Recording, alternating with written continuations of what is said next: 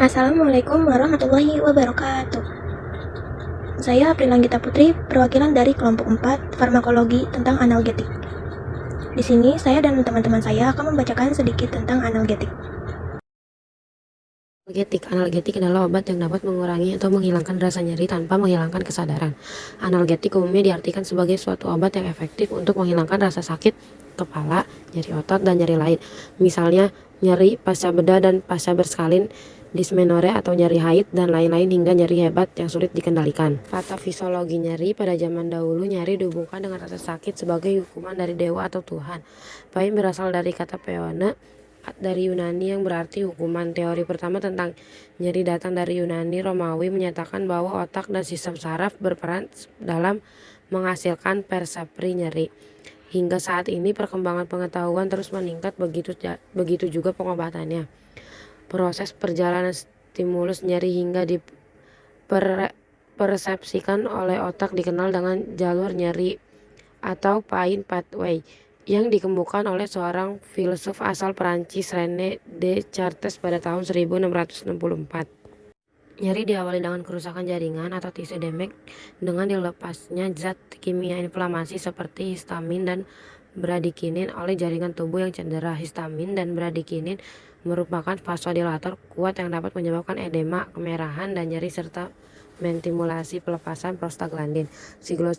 Sigloksingenase dibagi menjadi dua jenis, yaitu COX-1 dan COX-2. Adalah pengobatan nyeri yang perlu dihambat adalah COX-2, sedangkan aktivitas COX-1 dibutuhkan untuk proteksi mukosa lambung. Berdasarkan hal tersebut, saat ini dikembangkan analgetik baru dengan selektif menghambat COX-2 saja. Rasa nyeri dapat dibedakan dalam 3 kategori, yaitu nyeri ringan, sakit gigi, sakit kepala, nyeri otot dapat diatasi dengan asetosal, paracetamol, bahkan placebo. Yang kedua, nyeri sedang, sakit punggung, migrain, atau rematik dapat diatasi dengan analgetik perifer. Rasa nyeri dapat dibedakan dalam 3 kategori, yaitu 1. Nyeri ringan. Contohnya sakit gigi, sakit kepala, nyeri otot dapat diatasi dengan asetosal, paracetamol, bahkan placebo. Kedua, ada nyeri sedang, sakit punggung, migrain, rematik dapat diatasi dengan analgetik perifer kuat. Yang ketiga, ada nyeri hebat, yaitu kolik atau kejang usus, kolik batu empedu, kolik batu ginjal atau kanker, harus diatasi dengan analgetik sentral atau analgetik narkotik.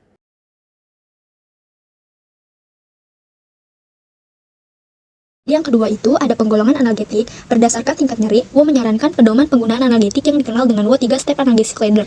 Hal ini bertujuan agar analgetik yang digunakan sesuai dengan tingkat nyeri, yaitu ringan, sedang, dan berat. Analgetik dibagi dalam 2 golongan besar, yaitu analgetik narkotik dan analgetik non-narkotik. Analgetik narkotik, analgetik sentral atau analgetik opioid. Analgetik narkotik bekerja di sistem saraf pusat SPP dan memiliki daya penghalang dari yang hebat sekali. Dalam dosis besar dapat bersifat depresi umum, menurunkan kesadaran, dan mempunyai efek samping menimbulkan rasa nyaman, euforia. Hampir semua perasaan tidak nyaman dapat dihilangkan oleh analgetik narkotik, kecuali sensasi kulit. Penggunaan analgetik ini harus hati-hati karena mempunyai risiko besar terhadap ketergantungan obat, adiksi, dan kecenderungan penyalahgunaan obat. Obat ini hanya dibenarkan untuk penggunaan insidental pada nyeri hebat trauma. Selain untuk mengatasi nyeri hebat, penggunaan analgetik narkotik diindikasikan pada kanker stadium lanjut karena dapat meringankan penderitaan. Fentanyl dan alfentanil umumnya digunakan sebagai premedikasi dalam pembedahan karena dapat memperkuat anestesi umum sehingga mengurangi kesadaran selama anestesi. Penggolongan analgetik narkotik adalah sebagai berikut. Yang pertama ada alkaloid alam, morfin, kodein. Yang kedua ada derivat semisintesis, heroin.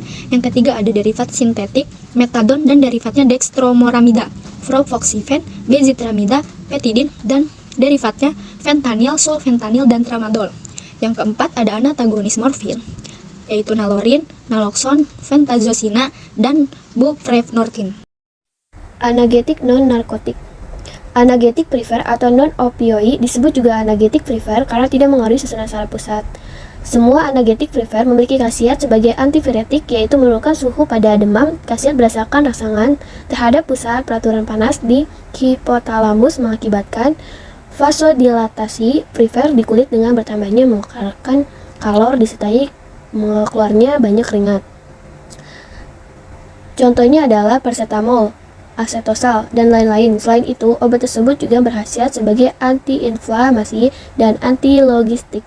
Berdasarkan rumus kimianya, analgetik perifer digolongkan menjadi A. Golongan salisilat atau asetosal salisilamin benorilat.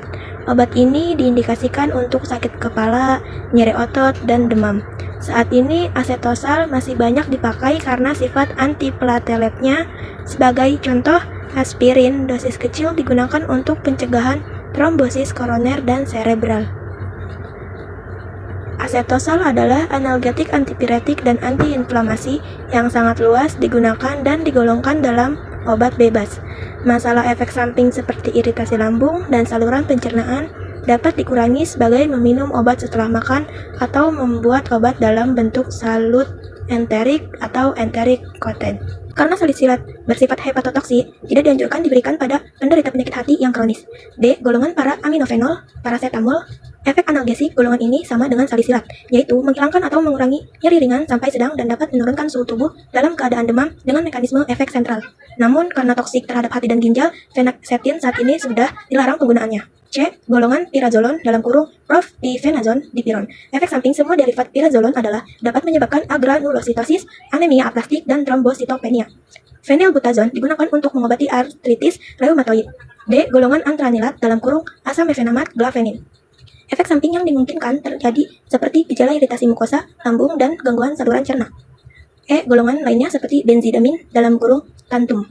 Dan yang terakhir ada INS atau anti-inflamasi non-steroid dan NSAID atau non-steroid anti-inflammation drugs.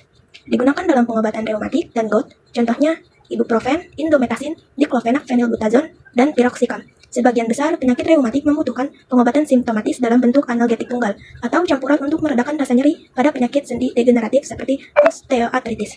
Mungkin itu saja yang dapat kami sampaikan. Kurang dan lebihnya kami mohon maaf. Dan bila ada penjelasan yang tidak jelas atau tidak dimengerti, kami mohon maaf. Wassalamualaikum warahmatullahi wabarakatuh.